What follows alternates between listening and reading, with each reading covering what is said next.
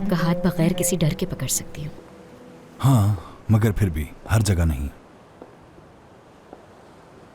आज जो कुछ हुआ, सादिया ने जो कुछ किया, मैंने सोचा भी नहीं था कि कभी ऐसा होगा। ये तो है, ये तो मुझे अंदाजा था कि वो तलाक को खुशी खुशी कबूल नहीं करेगी, लेकिन ये भी अंदाजा नहीं था कि बात यहाँ तक पहुँच जाएगी। क्या आपने उसे बता दिया? नसरीन, सादिया को कैसे बताता मैं? उससे कैसे कहता कि मैं तुम्हारे साथ हूं? खुद ही बताओ ना। सोचा था बता दूं, मगर मौका ही नहीं मिला आज तक। तो अब क्या होगा फिर?